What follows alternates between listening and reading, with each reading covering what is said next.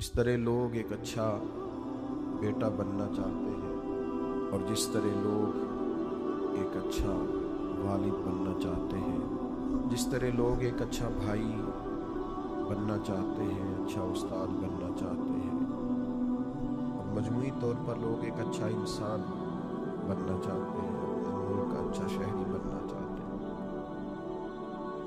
इसी तरह हर मुसलमान की ख्वाहिश होती है कि वो एक अच्छा मुसलमान भी बने। अपने तई लोग उसके लिए जद्दोजहद भी करते हैं, कोशिश और काविश भी करते हैं। कुछ लोग ये समझते हैं कि मैं खिदमत खल्क करता रहूँ, अल्लाह के बंदों के काम आता रहूँ तो मैं एक अच्छा मुसलमान हूँ।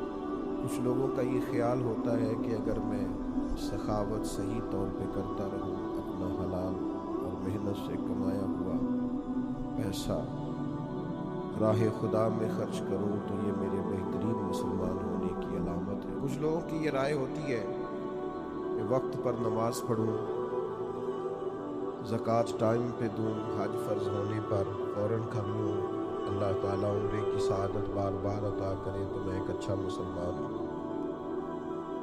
हमने लोगों को ये कहते हुए भी सुना है कि चूँकि मैं किसी को तकलीफ़ नहीं देता, मेरी वजह से कोई परेशान नहीं है, मेरा लबो लहजा मोहतात है, मैं एक बेहतरीन मुसलमान हूँ।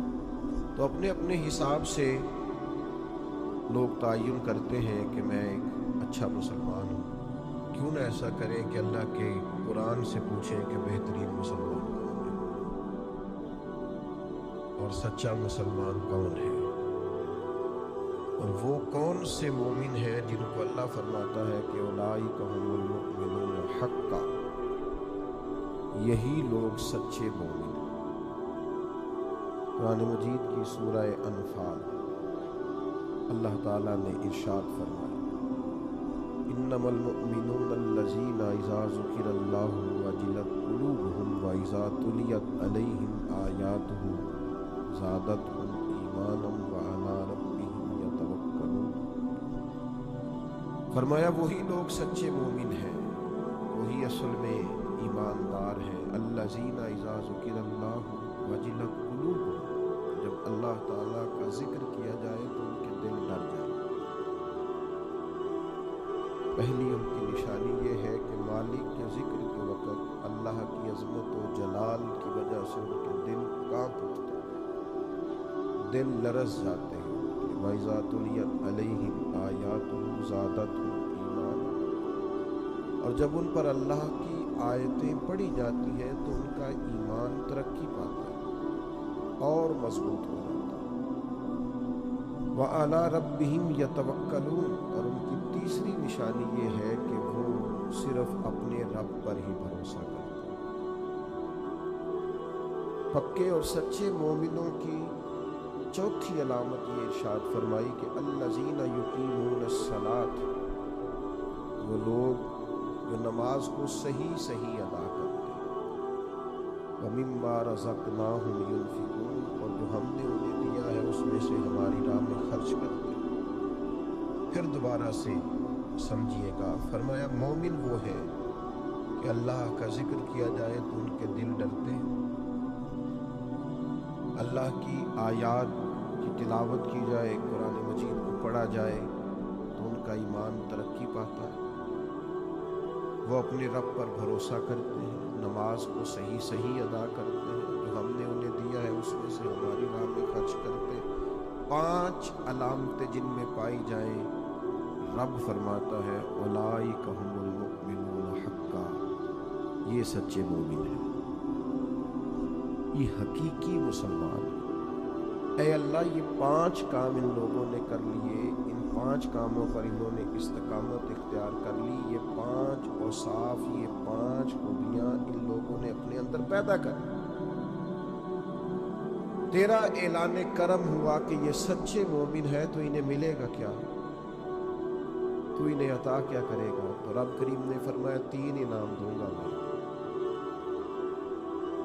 ये 5 सिफतें अपने अंदर पैदा करे तो 3 इनामात इन्हें दिए जाएंगे। पहला इनाम ये है कि लहुम दराजातुन इंद रब्बिहिम, इनके दर्जे इनके रब के पास हैं। انہی کے لیے درجے ہیں ان کے رب کے پاس. معنی کیا ہے؟ اللہ دنیا میں بھی عزت عطا فرمائے گا اور آخرت میں بھی عزت عطا فرمائے گا. انہیں درجات ملے.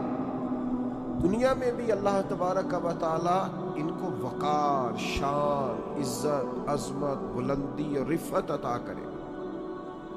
اور آخرت میں بھی 5 صفتیں جن میں پائی جائیں انہیں پہلی شان یہ ملے گی کہ اللہ کے حضور ان کے درجات ہوں. اور دوسرا ارشاد فرمایا مغفرہ، اور اللہ ان کی بخشش بھی فرما دے گا. درجات کی بلندی بھی نصیب ہوگی اور بخشش بھی ملے گی. ورزق کریم، اور انہیں رسوا ہو کے رزق نہیں کمانا پڑے گا، اللہ انہیں عزت والی روزی عطا فرمائے گا. یہ بڑا خوبصورت لفظ ہے اور بڑا معنی خیز ہے اور بڑا سمجھنے والا. آپ اس پر غور فرمائیں کہ ورزق کریم، انہیں عزت والی روزی دی جائے گی. ارشاد فرمایا لہم درجات عند ربہم ومغفرۃ ورزق کریم. اللہ کی بارگاہ میں ان کے درجے بھی بلند ہوں گے، ان کی بخشش بھی کر دی جائے گی اور انہیں عزت والی روزی بھی عطا کی جائے گی. میرے بھائیوں، سچا مومن ہونے کے لیے، اچھا مسلمان ہونے کے لیے اللہ اور اس کے پیارے حبیب صلی اللہ تعالی علیہ وسلم کی بارگاہ میں درجات پانے کے سب سے پہلا کام یہ ہے کہ بندے کا دل نرم ہونا چاہیے. قرآن مجید نے پہلی علامت یہ بیان فرمائی کہ انما المؤمنون الذین اذا ذکر اللہ وجلت قلوبہم. جب ان کے سامنے اللہ کا ذکر کیا جاتا ہے تو ان کے دل ڈر جاتے ہیں. لیکن جس کا دل ہی بڑا سخت ہو جائے، قساوت قلبی جس شخص کے پاس ہو، کسی پر رحم نہ آئے، کسی شخص کو اچھا نہ سمجھے، اپنے دل میں کسی کے لیے خیر کے جذبات کبھی اسے میسر ہی نہ ہو، کبھی اپنی آخرت کی فکر کو لے کر، کبھی اپنے اعمال کو لے کر، کبھی اللہ کی بارگاہ میں حاضری کو لے کر وہ ڈرا ہی نہ ہو، کبھی اسے احساس ہی پیدا نہ ہوا ہو، کبھی اسے خیال ہی نہ آیا ہو. میرے بھائی، سب سے پہلی علامت یہ ہے کامیابی کے لیے قرآن مجید نے جو بیان فرمائی کہ دل نرم ہونا چاہیے، رقت قلبی میسر ہونی چاہیے، باطن کا صاف ہونا ضروری ہے. اگر دل ہی سخت ہے، سالوں بیت گئے کبھی رونا نہیں آیا، زمانہ گزر گیا کبھی احساس پیدا نہیں ہوا، آپ یقین کریں آہستہ آہستہ کر کے، باتیں سن کے، ماحول دیکھ کے، اور سارا کچھ ہی دولت ہے جی، چھوڑے جی پیسے ہوں تو سب ٹھیک ہے، وہ سارے ہی دنیا دار ہیں، چھوڑیں آپ. ہم نے بڑے پیر دیکھے، ہم نے بڑے مولوی دیکھے، ہم نے بڑے مسلح دیکھے، ہم نے بڑے تربیت کرنے والے دیکھے. آہستہ آہستہ یہ جملے بول بول کے ہم نے اپنی طبیعتوں کو نہایت سخت بنا لیا. دل میں کوئی گنجائش نہیں رہی، ہمیں کوئی اچھا نہیں لگتا، ہمیں کوئی مخلص نہیں لگتا. ہمارے رویے اس طرح کے ہو گئے ہیں کہ ہمیں ہر شخص دنیا دار دکھائی دیتا ہے. اگر کوئی دن میں 100 آدمی آپ کے سامنے ہاتھ پھیلاتا ہے تو کیا سارے ہی پیشہ ور ہیں؟ کوئی ایک بھی ضرورت مند نہیں. سبھی کے بارے میں طبیعت سخت ہو گئی. اگر آپ نے 20 علماء کے بیانات سنے ہیں تو کیا ایک بھی اللہ کے نام پر مخلص ہو کر دعوت دین نہیں دے رہا؟ سب کے بارے میں یہ رویہ ہو گیا، سارے غلط ہیں. دل کی سختی دن بدن بڑھتی چلی جا رہی ہے اور یہ باقاعدہ مرض ہے. کچھ بیماریاں باقاعدہ بیماریاں نہیں ہوتی، وہ ویسے تھوڑی بہت بد پرہیزی سے انسان کے وجود میں آتی ہے کچھ دیر کے لیے، پھر وہ کچھ دیر کے لیے چلی جاتی ہے. آپ کو ڈائریا ہو گیا، آپ کو ہیضہ ہو گیا، تھوڑی دیر کے لیے زکام ہو گیا، تو یہ کوئی باقاعدہ مرض نہیں ہے، یہ موسم کے اوپر نیچے ہونے سے ہو گیا. لیکن خدا نہ کرے کسی کو کوئی ایسا مرض ہو جائے جو باقاعدہ مرض ہے، جو جاتا نہیں. کچھ بیماریاں باقاعدہ بیماریاں ہوتی ہیں، ان کو بیماری سمجھنا چاہیے. دل کا سخت ہونا، رویے کا تلخ ہونا، کسی پہ رحم نہ کھانا، کسی سے پیار نہ کرنا، کسی جگہ بھی انسان کا اخلاص نہ پانا، یہ دل کی باقاعدہ بیماری ہے. حضرت ذوالنور مصری رحمۃ اللہ علیہ کا ایک قول مجھے بڑا پسند آیا، میں پڑھ رہا تھا. حضرت ذوالنور مصری رحمۃ اللہ علیہ فرماتے ہیں کہ جسم کی بیماریوں کا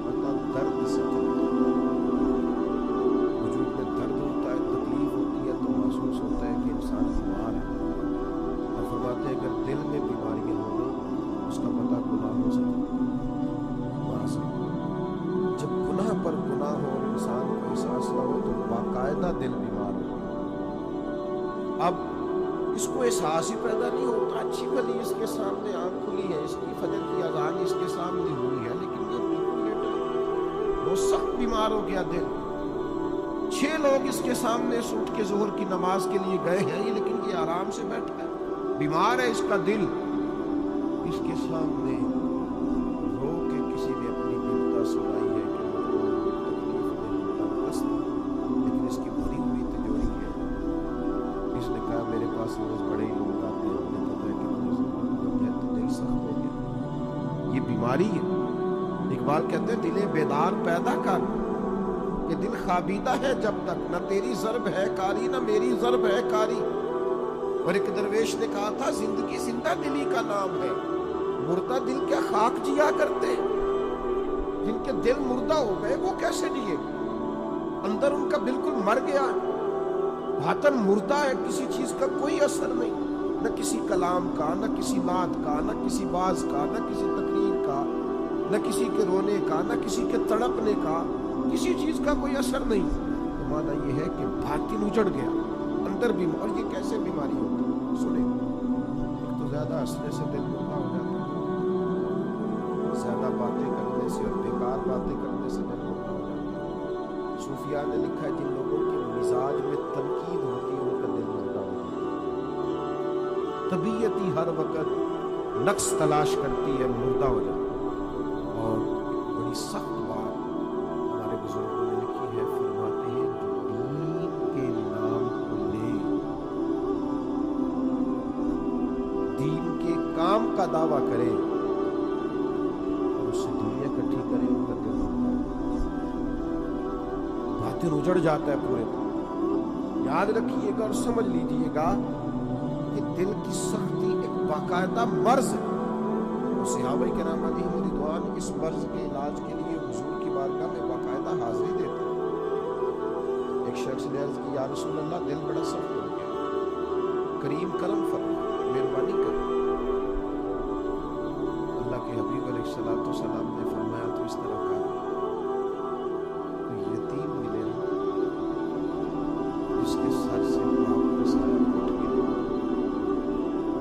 جس نے گویا اپنا بچپن بغیر والد کے گزارنا شروع کیا ہو, اس یتیم کے سر پہ تو ہاتھ پھیرا کر اللہ تعالیٰ تیرے دل کو نرمی عطا کرے. یہ پہلا نسخہ حضور نے ایک شخص کو, آج بھی اس نسخے پہ عمل کریں, کبھی یتیموں سے ملیں. ہمارے ادارے میں نا کچھ بچے ایسے ہیں, ان سے سارے لوگ غریب نہیں ہیں, چند بہت غریب بھی ہیں, اور کچھ بچے ایسے ہیں جو گھر میں گنجائش رکھتے ہیں, لیکن آپ یقین کریں کہ وہ جن کے والد سر سے چلے گئے ہیں, اگرچہ دولت بھی ڈھیر ساری گھر میں ہے, گنجائش ہے, لیکن باپ کا چلے جانا ایک باقاعدہ مسئلہ ہے, ایک باقاعدہ کمی ہے زندگی. میرے بچے جوان ہو گئے, میرے بچوں کے قد مجھ سے کچھ پڑھنے لگے ہیں, لیکن 25-26 سال کا زمانہ بیت گیا ہے ابا جی کو دنیا سے گئے. ابھی بھی کسی کو اپنے بیٹے کو گلے لگاتے ہوئے دیکھتا ہوں تو رو پڑتا ہوں. وہ درد ہے کہ وہ جاتا ہے, قسم ہے کہ وہ ختم ہی نہیں ہوتی, وہ کمی ہے کہ وہ پورا ہونے کا نام ہی نہیں لیتی. اور کبھی کبھی یاد کرتا ہوں والدین کو تو اقبال کا لہجہ مستعار لے کے کہتا ہوں کہ میں تیری خدمت کے قابل جب ہوا تو چل بس. وہ کہتے ہیں نا ابھی تو ٹائم آیا تھا کچھ دیکھنے کا, اور یہ کہ کچھ دیکھا نہیں. تو یتیم کے سر پر ہاتھ پھیرنے سے دل نرم ہوتا ہے, ان پر شفقت بڑھا دی. کسی کو موقع میسر آئے ان سے پیار بڑھا دیا, اس سے دل نرم ہوتا. دوسرا, ایک شخص نے عرض کی یا رسول اللہ صلی اللہ تعالی علیہ وسلم دل سخت ہو گیا ہے. تو اللہ کے حبیب علیہ السلام نے اسے علاج بتایا, فرمایا موت کو کثرت سے یاد کیا کر, دل نرم ہو جائے گا. 1 منٹ کے لیے سوچا کر کہ کہ مسجد میں اعلان ہوگا کہ تیرا انتقال ہو گیا، ایک منٹ کے لیے سوچیں کہ وقت آ گیا جانے کا، آ گئے، لوگ جمع ہو گئے، تیاری ہو گئی، اور پھر یہ کہ کونوں میں اور نکروں میں کھڑے ہو کے مشورے ہونے لگے کہ جنازے کا ٹائم کیا رکھنا ہے، اور پھر یہ کہ تصور میں اس بات کو لانا کہ سبھی موجود تھے اور سب کے سامنے قبر بنائی گئی اور قبر میں رکھا گیا اور قبر کو بند کیا گیا۔ یہ وہ تصور ہے جو دل کو نرم کرتا ہے۔ یعنی وہ اورنگزیب عالمگیر نے دنیا سے جاتے ہوئے کہا تھا کہ میرے دونوں ہاتھ کفن سے باہر نکالنا، لوگوں کو پتا چلے اتنا بڑا فرمانروا دنیا سے جا رہا ہے اور خالی ہاتھ نہیں، کچھ لے کر کے ساتھ نہیں جانا، کچھ بھی۔ یہ تصور جب انسان پکا کرتا ہے نا کہ میں نے جانا ہے، دل نرم ہو جاتا ہے۔ لیکن یہاں جانے کا ارادہ کس کا ہے؟ کوئی پروگرام نہیں۔ جن کی عمریں بہت بڑی بھی ہو گئی ہیں وہ بھی بیماریوں کو سندیسے تو نہیں سمجھتے، وہ بھی کہتے ہیں بس وہ فلاں بد پرہیزی سے مسئلہ ہو گیا۔ یہ تو سندیسے ہیں، یہ تو پیغامات ہیں، یہ تو لوٹ جانے کے بہانے۔ جاگنا ہے جاگ لے افلاک کے سائے تلے، پھر حشر تک سوتا رہے گا خاک کے سائے تلے۔ مرنا ہے، چھوڑنی ہے دنیا، جانا ہے، کسی وقت بھی پیغام اجل آئے گا۔ اور جن کو مر جانا ہو وہ اس طرح نہیں جیا کرتے، وہ مرنے کے بعد کے لیے بھی کچھ تیاری کر کے رکھتے۔ کتنی لمبی زندگی، مثلاً کتنی، آج تو جو 100 سال کا ہو جائے وہ لوگوں کو عجیب لگتا ہے، کہتے ہیں جی ماشاءاللہ 100 سال ہو، اچھا جی واقعی یہ تو بڑی بریکنگ نیوز بن جاتی ہے۔ کتنا کچھ ہی موت کا تذکرہ دل نرم کرتا۔ تیسری بات، نبی کریم صلی اللہ تعالیٰ علیہ وسلم سے عرض کیا گیا، اس وقت دل سخت ہو گیا تو اللہ کے محبوب علیہ السلام نے فرمایا قرآن مجید کی تلاوت کیا کریں، اللہ دل کو نرمی ہوگا۔ یہ قرآن مجید نا یہ شفا ہے، وَنُنَزِّلُ مِنَ الْقُرْآنِ مَا هُوَ شِفَاءٌ وَرَحْمَةٌ لِلْمُؤْمِنِينَ۔ قرآن مجید شفا ہے، اور ایک مقام پہ فرمایا شفاء لما فی الصدور، یہ دلوں کے لیے شفا۔ آپ جب قرآن مجید پڑھیں گے، تلاوت کریں گے تو دل پاک ہو، صاف ہو۔ آج میں بڑے شوق سے کلام سنتا ہوں بزرگوں کا، آپ بھی سنتے ہیں، میاں صاحب کے کلام کا کیوں اثر ہوتا ہے دل پر، کیوں لوگ رونے لگتے ہیں؟ مختلف بزرگوں کی نعتیں سن کر کیوں دل پہ اثر ہوتا ہے، لوگ رونے لگتے ہیں؟ اس لیے کہ ان کے مفاہیم کا ہمیں پتہ ہے۔ قرآن مجید کی تلاوت سن کر کے دل پر اثر کیوں نہیں ہوتا؟ اس لیے کہ ہم نے ترجمے سے سیکھا ہی نہیں۔ اگر کبھی ہمیں اس کے مفہوم کا پتہ چلے، ہمیں ڈھیر سارا رونا ہے، ہمارا دل صاف ہو جائے، بہت ساری جگہوں پہ چوٹ لگے، تو نبی پاک علیہ السلام نے ایک حال دل کی سختی کا قرآن مجید کی تلاوت کو بتایا۔ ایک مقام پہ نبی پاک علیہ السلام نے خود ارشاد فرمایا ہر چیز کو زنگ لگ جاتا ہے، جیسے لوہے کو زنگ لگ جاتا ہے، اور اسی طرح دلوں کو بھی زنگ لگ، دل بھی زنگ آلود ہو جاتے ہیں، دلوں کو زنگ لگ جاتا ہے۔ اور زنگ، یہ غور کریں، یہ دل کا زنگ نا تھوڑا غور کریں تو پتہ ویسے چل جاتا ہے، لگا ہوگا آج کل کے کوئی چیز باہر پڑی رہے نا تو وہ اس کو زنگ لگ جاتا ہے، کہتے ہیں بارش میں پڑی نہیں، دیکھا نہیں، زنگ آلود۔ یہ دل بھی ایسے ہی پڑا رہے نا، کبھی ذکر نہ کرے، کبھی درود و سلام نہ پڑھے، کبھی تلاوت قرآن مجید نہ کرے، کبھی رات کو اٹھ کے روئے نہ، تو اس کو بھی زنگ لگ جاتا ہے۔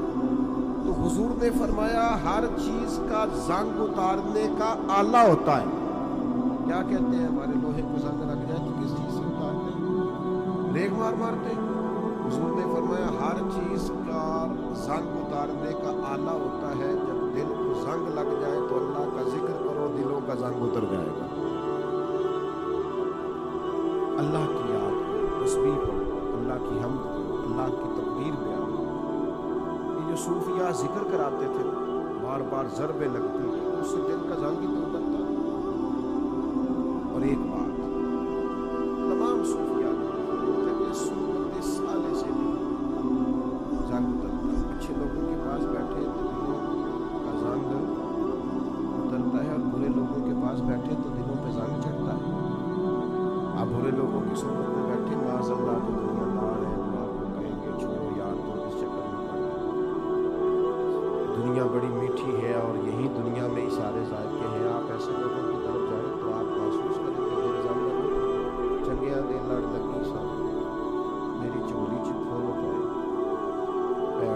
कमल में रल गई थे मेरे अगले भी डुल गए।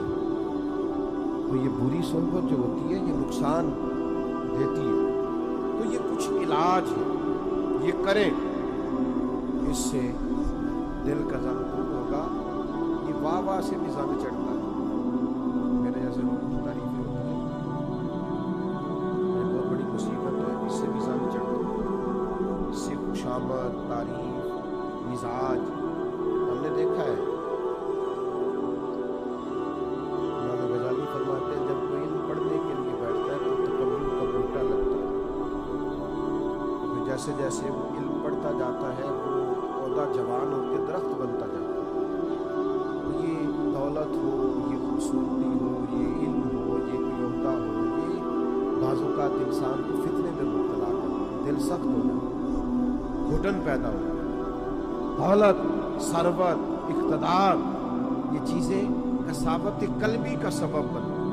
दिल की नरमी कैसे होगी? कुरान पढ़ा जाए, अल्लाह का जिक्र किया जाए, मौत को याद किया जाए, यतीम के सर पे हाथ फेरा जाए, अच्छों की संगत इख्तियार की, तो दिल का जंग उतर जाता है।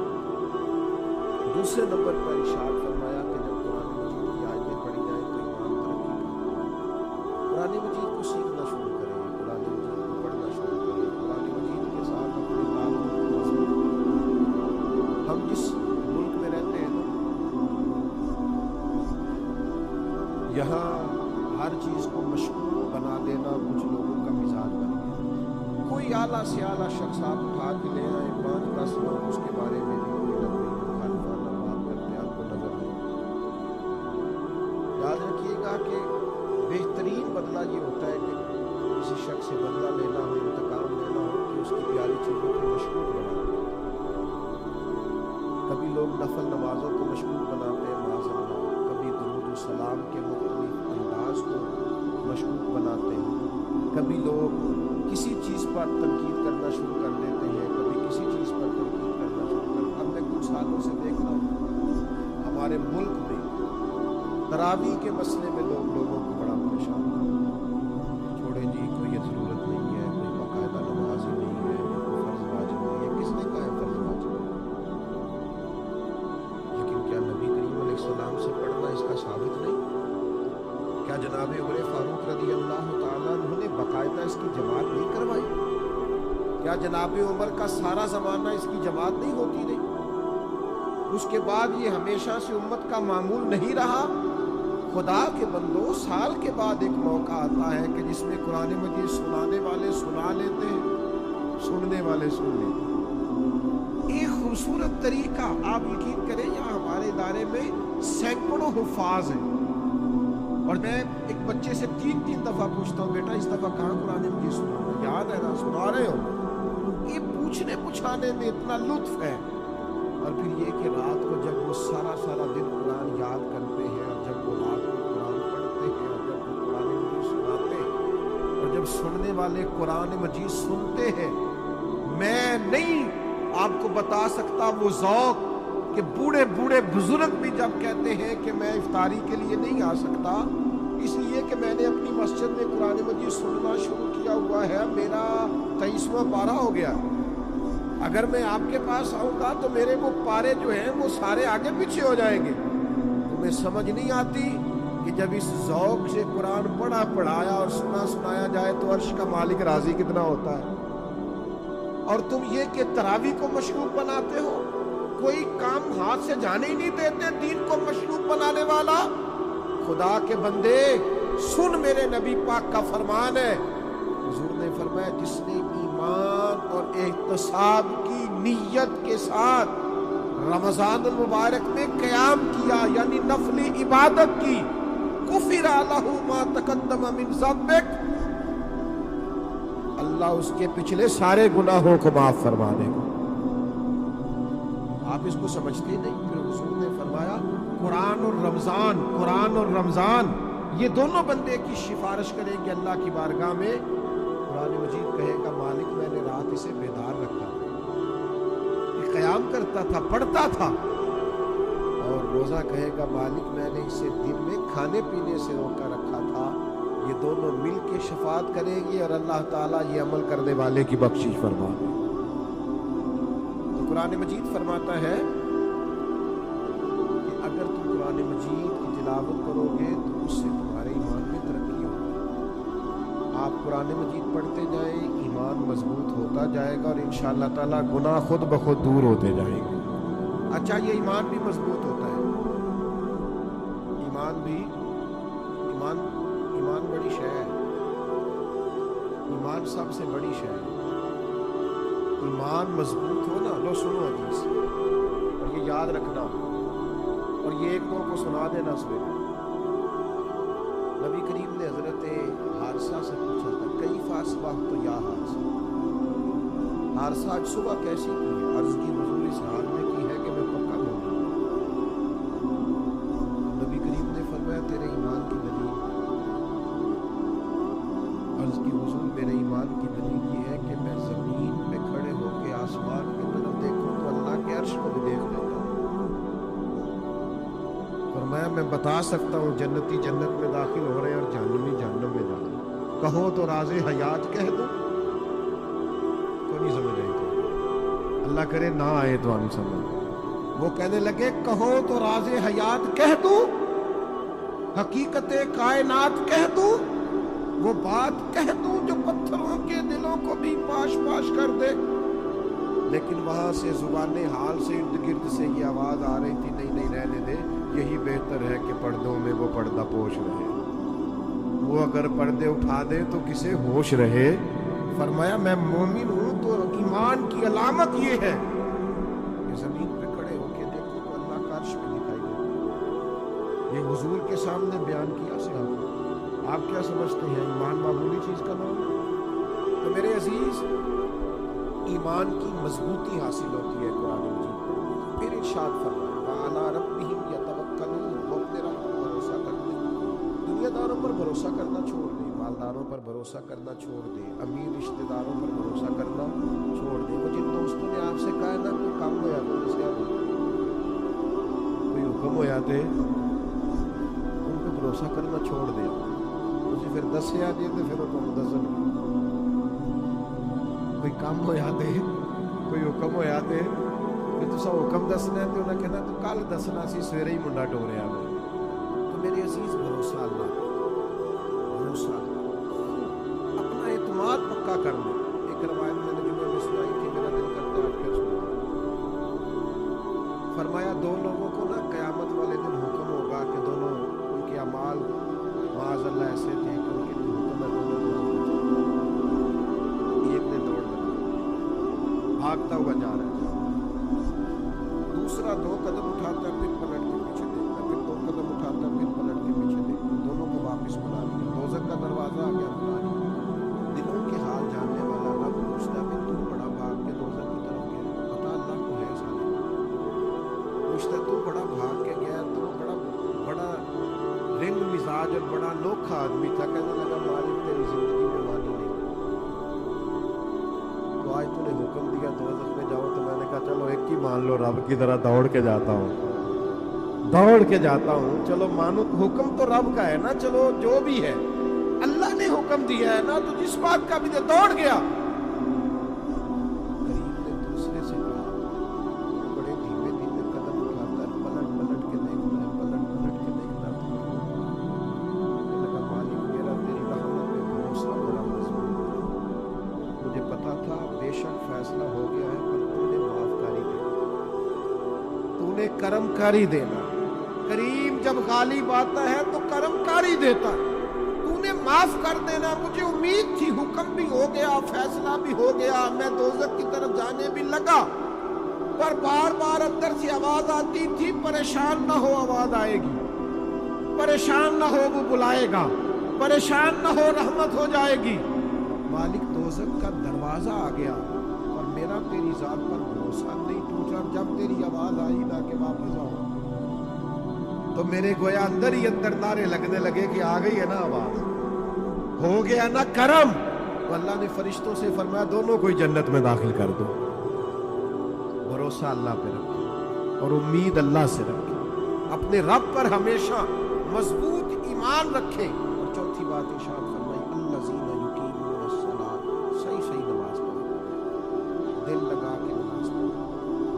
پیشانی ذرا جما کے نماز پڑھو. ذرا غور کیا کرو کہ یہ سبحان ربی الاعلیٰ کا معنی کیا ہے, یہ سبحان ربی العظیم کا ترجمہ کیا ہے. یہ جو تم سمیع اللہ لمن حمیدہ کہتے ہو تو اس کے اندر سے کیا مفہوم واضح ہوتا ہے. ذرا دل جمی سے, ذرا ذوق سے, ذرا اس طرح پڑھا کرو کہ مجھے سوز دے, مجھے ساز دے, مجھے نیم شب کا نیاز دے. مالک دم سجدہ میں خود کو ہی توڑ دوں, مجھے ایسا ذوق نماز دے. کبھی شوق سے, کبھی درد سے, کبھی دل کرے کہ یار میں اٹھوں, ذرا وضو کروں, 2 نفل نہ پڑھوں, میں ذرا جم کے سجدہ پیشانی کو اگر سجدے کی لذت مل جائے, کمال ہو جاتا ہے, یہ کرم ہو جاتا ہے. کسی نے کہا تھا میرا مالک میرے جرم عیا کرتا ہے اور سجدے میرے چہرے پہ سجا دیتا ہے. یہ دیکھو نا, کئی لوگوں کے جسم, کچھ لوگوں کا ایسا نرم ہوتا ہے کہ سجدوں کا نشان پڑ جاتا ہے. لوگ اس کو محراب بھی بولتے ہیں, لیکن یہ بنیادی طور پر اپنی جسمانی ساخت ہوتی ہے. زیادہ کچھ لوگ بڑے نمازی ہوتے ہیں پر چہروں پر نشان نہیں ہوتا, یہ جسمانی ساخت کا مسئلہ ہوتا ہے. عام دام برسر مطلب خوب نماز پڑھو, دل جما کے. جو ہم نے انہیں دیا اس میں سے ہماری راہ میں خرچ کرو. پتہ ہے کس حد تک خرچ کرنے کا حضور نے فرمایا؟ نبی پاک علیہ السلام نے فرمایا ایک کھجور اللہ کے رستے میں صدقہ جب تم دیتے ہو نا, ایک کھجور جب تم اللہ کے رستے میں اخلاص کے ساتھ صدقہ دیتے ہو تو اللہ تعالیٰ اسے اپنے دائیں ہاتھ میں لے لیتا ہے جو اس کی شان کے لائق, اور پھر اللہ اسے قبول کر کے اپنے دائیں ہاتھ میں لیتا ہے جو اس کی شان کے لائق ہے, اور اسے اتنا بڑا کر دیتا ہے, اس کھجور کو اتنا بڑا کر دیتا ہے کہ پہاڑ بنا دیتا ہے, اور اس ایک کھجور کی برکت سے ہی اللہ تعالیٰ بخشش فرما دیتا ہے. خرچ کریں اللہ کے راستے میں, خرچ کریں, اور یہ کر کے دیکھیں کہاں سے خرچ کرنا شروع کرنا ہے. نبی پاک علیہ السلام نے فرمایا گوشت پکاؤ تو شوربہ زیادہ کر لو, پڑوسیوں کو بھی شامل کر لو. فرمایا 2 کا کھانا 3 کے برابر اور 3 کا 4 کھا لیں, بس یہ کہ سب کو شامل رکھو, سب کو شامل.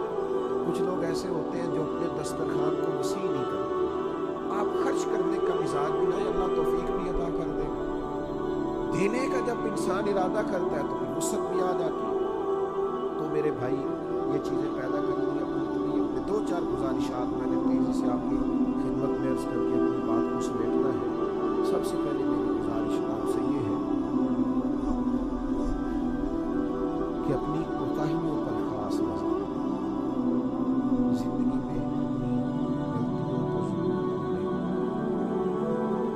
ہمارے صوفیان اپنی اصطلاحات میں کس طرح بیان کرتے ہیں دید قصور, اپنی غلطیوں کا نظر آنا. کچھ لوگ ایسے ہوتے ہیں جنہیں جگ کی غلطیاں نظر آتی ہیں, سب کی غلطیاں نظر آتی ہیں, اپنی غلطیوں کو تلاش کریں, اپنے گناہوں کو تلاش کریں, پھر ان کی اصلاح کے لیے ایک پورا منظم منصوبہ بنائیں اور اس منصوبے کے تحت اپنی تربیت کریں. کب تک ایسے ہی گھومنا ہے, کب تک یہ کہنا ہے کہ انشاءاللہ تعالیٰ بس دعا کریں میں ٹھیک ہوں. اپنی کمزوریوں کو تلاش کر کے ڈھونڈ کے ان کی اصلاح پر پورا زور لگا دیں. نبی پاک علیہ السلام نے فرمایا جب بندہ اعتراف کر کے توبہ کرتا ہے نا, یا اللہ میرے اندر یہ غلطی ہے, میں بھول گیا تھا, جب اعتراف کر کے توبہ کرتا ہے تو اللہ اسے معاف فرما دیتا ہے. تو اپنی کوتاہیوں کو ضرور تلاش کریں. ایک دوسری گزارش آپ کی خدمت میں عرض کرنی ہے, ان لوگوں کی سنگت اور صحبت چھوڑ دیں جن کی وجہ سے ہمارے مزاج میں, ہماری سوچوں میں, ہماری بلائیوں میں بگاڑ پیدا ہوتا ہے. ان لوگوں کے قریب آ کے بیٹھے جن کے پاس بیٹھنے سے ہمارا ایمان پختہ ہوتا ہے, ہمارے اندر روحانیت پیدا ہوتی ہے, ہمارا نیکی کی طرف دل مائل ہوتا ہے. پوری صحبت مکمل چھوڑ. آپ کے ذہنوں میں جو لوگ شکوک پیدا کرتے ہیں ان سے پورے طور پر بچ جائیں. اب میں کوئی ایسی بات آپ کے سامنے عرض کرنے لگا ہوں بڑی انوکھی ہے. میں نے نا اپنی زندگی میں کچھ لوگوں کے نظریات بدلتے دیکھا. اس نظریے کے ماننے والے تھے, عقیدہ حق کے ماننے والے تھے, انہوں نے اور نظریہ.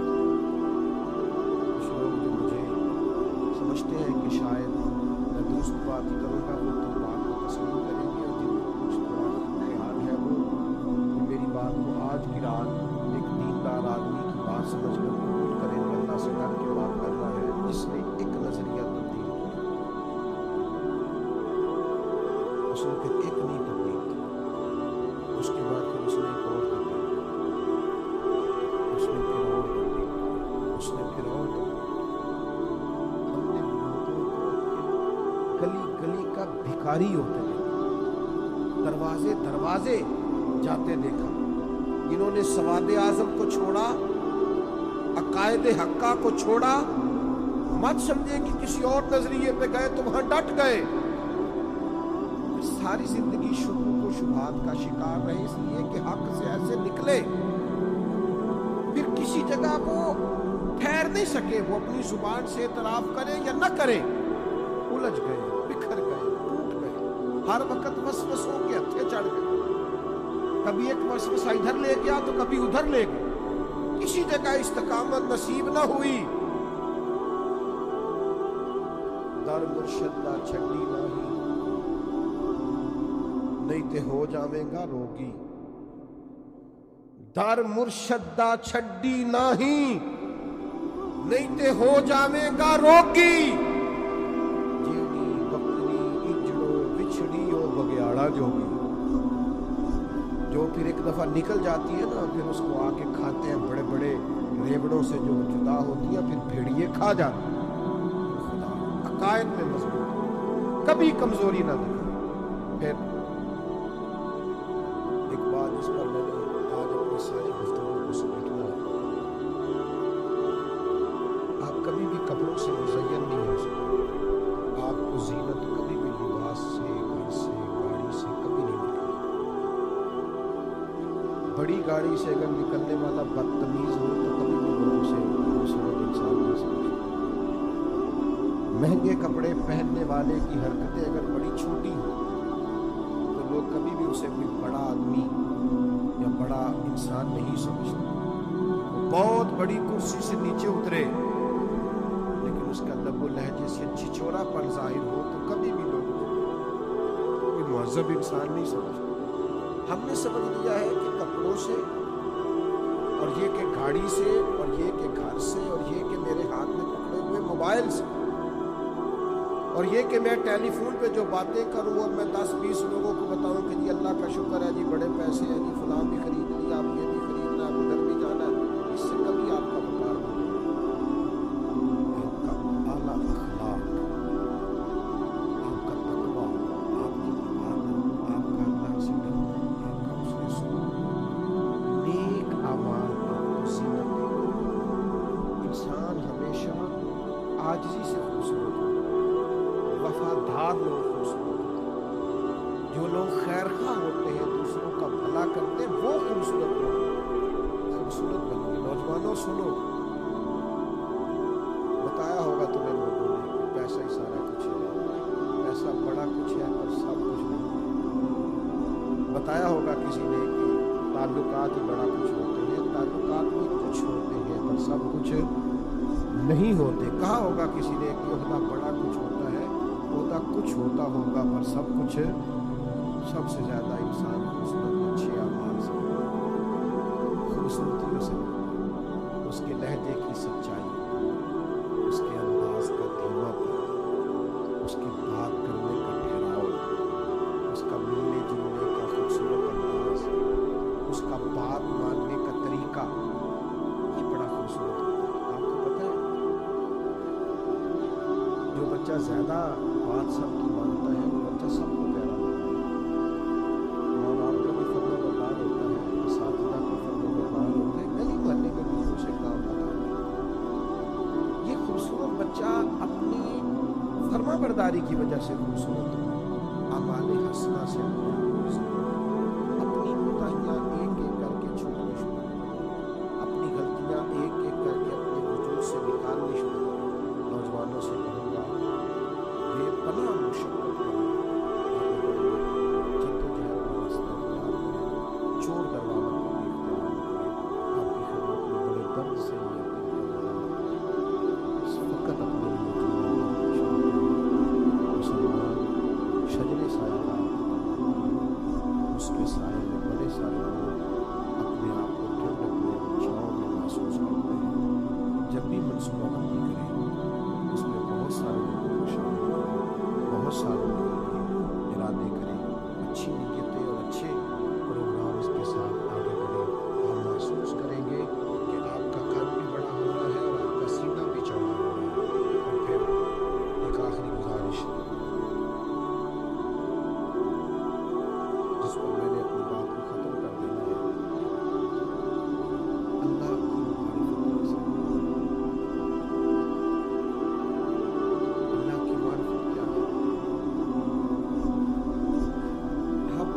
محسوس ہو جانا چاہیے کہ کن کاموں سے میرا رب راضی ہوتا ہے، کن کاموں سے ناراض ہوتا ہے۔ حضرت رابعہ بصریہ رحمۃ اللہ علیہ جس دن بیمار نہیں نہ ہوتی تھی، اللہ کے حضور عرض کرتی تھی مالک تو کہیں ناراض تو نہیں ہوتا، مجھے بیمار کرتا ہے تو میں زیادہ تڑپ کے تیرا کام، مجھے کسی مشکل میں ڈالتا ہے تو میں سمجھتی ہوں کہ رب کریم مجھ سے راضی ہے۔ اس کا سب سے زبردست طریقہ یہ ہے کہ گھنٹوں دعا، دیکھو میں نے کیا